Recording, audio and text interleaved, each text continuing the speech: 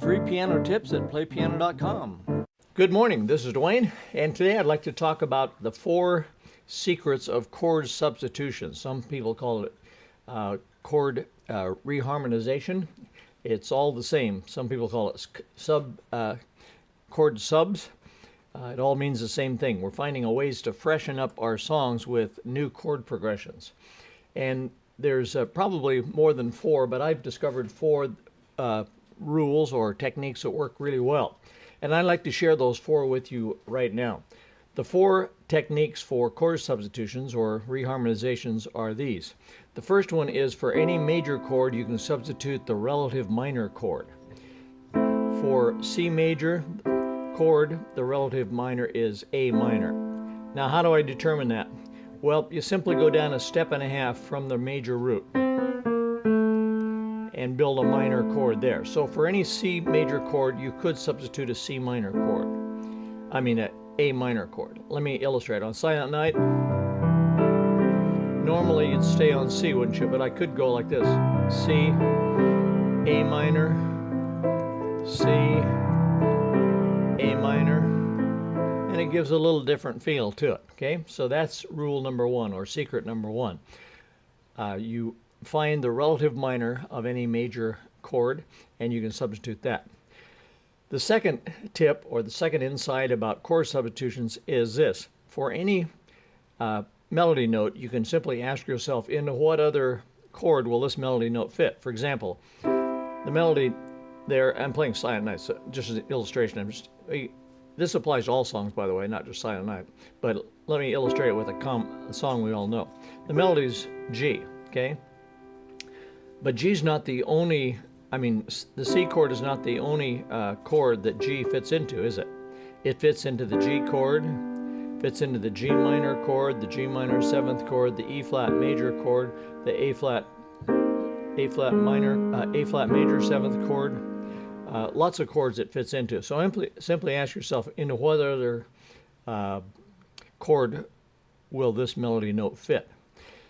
The great jazz pianist Errol Garner, when he wrote Misty, he started off with a chord substitution right there. You see, the chord is C, C major 7th that he eventually ends on. But before he hits C, he asked himself, what other chord does B fit into? And of course, it fits into the B chord, doesn't it? It fits into E chord, E 7th chord, all kinds of chords. But he picked B and then simply slid back up to C, okay? Again.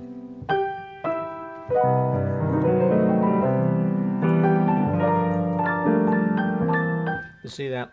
So he asked himself, into what other note will that chord fit? Will that melody note fit besides C? And the answer was B, okay? So if I'm on Silent Night, let's say the melody's E there at that point, okay? Now I could go to that A minor chord, couldn't I? Or I could ask myself, what else does E fit in besides the C chord and A minor chord? Well, it fits into E or E 7th. It fits into E minor 7th. It fits into F. It's a major 7th of F. Let me do that. C, F major 7th, C, F major 7th. You see that? That fits, that works very nicely. So I simply ask myself, into what other chord does this melody note fit? So that's insight number 2. The first one was for any major chord, you could use a relative minor as a substitute. The second one was ask yourself, into what other chord does any given melody note fit? The third tip is for any dominant 7th chord, you know, a 7th chord like C 7th or G 7th or F 7th or any 7th chord, you can substitute the chord that's a 4th below and build a minor 7th. For example, if you're substituting C 7th for C 7th, go down a 4th from C and build a minor 7th chord. And G minor 7th will substitute for that C 7th chord, as long as the melody doesn't conflict it. Let me illustrate.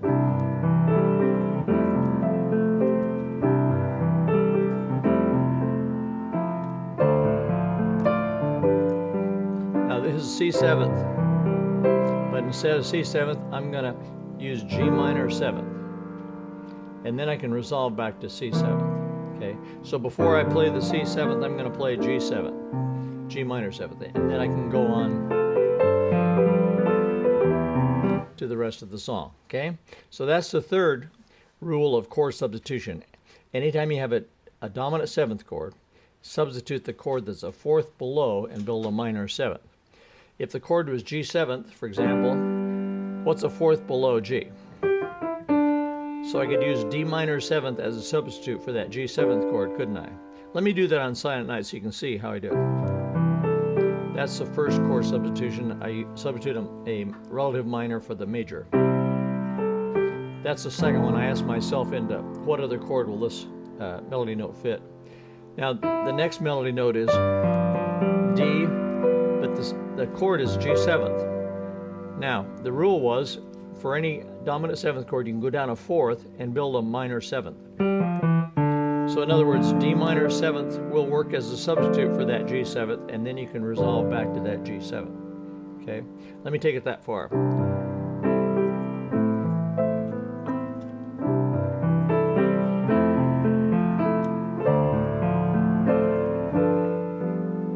Now here's a dominant 7th, but I'm going to substitute G minor 7th, go down a 4th and build a minor 7th, and that brings up the 4th secret. You can use a half-step slide. You see, I was on G minor 7th. I could resolve back to C7th before I go into F, and you normally would. That's a good choice too, but what I chose to do there was I just went down by half steps. I did a half-step slide down from G7th to G flat 7th, and then down to F. Okay.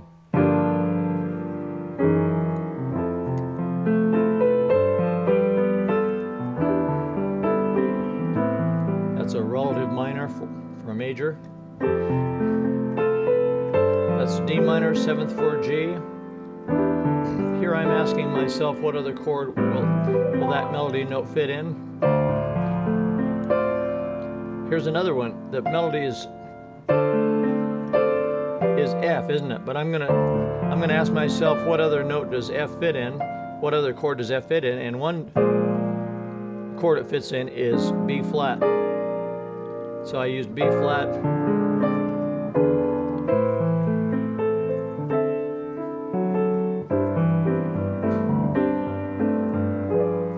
And the last note, the last chord of if you're playing Silent Night in the key of C, would be C, but I'm going to ask myself, what other chord will C fit into? And one solution is A major 7th, or A flat. And then D flat, it'll fit in D flat as the 7th too. And then end on C. Okay, so I just used those 4 rules of chord substitution or reharmonization as I went through Silent Night, and I illustrated on Misty too. But remember, you can do this to any song at all. For example, if I was playing Misty and I came to this this section, let's see, let me play it that for you.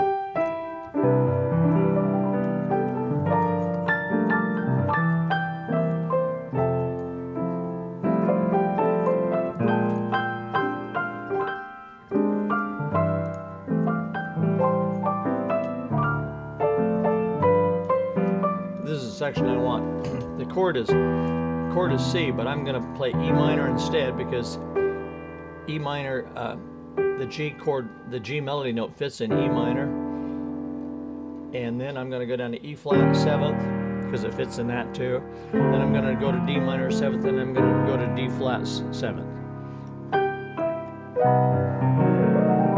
You see that? So with that makes a nice sequence as kind of a turnaround at that point in the song. Well, there's quickly 4 secrets of chord substitution, and you may say, wow, how can I master those? Well, you can't, but you can take them one at a time and work them out on the songs that you like, and just think about mastering one at a time, and you may, in fact, you don't even have to use all of them. You can just use a couple of them or one of them, and you'll create some new sounds, so you'll freshen up some songs that other people play differently, just by creating some fresh new chord progressions for yourself. So that's it for today. If you enjoy these kind of piano tips, come on over to playpiano.com and sign up for our free piano tips. Did I mention they're free? So come on over and sign up for those at playpiano.com. Thanks. See you there. Bye. Hi, this is Dwayne again, and I'd like to tell you about a little book that I wrote a few years back. It's called Piano Chords and Chord Progressions, The Secret Backdoor to Exciting Piano Playing. And it's a terrific resource about chords. If you want to know more about chords, you ought to latch onto this book. It's just barely over $10, $11 I think it is. And it covers all the chords and chord progressions that I talk about in my videos. It's just a great, it's not a substitute for videos, of course, but or DVDs, but it's a great summary, and it's so inexpensive that it's well worth your while to get. Here's a table of contents. You can just look down here and see all the things it covers. Starts out with major, minor, diminished, augmented, 6th, 7th, and on to 13th chords and suspensions and alterations, and then gets on to chord progressions and so on. So it's a very thorough book, and it's got a lot of illustrations.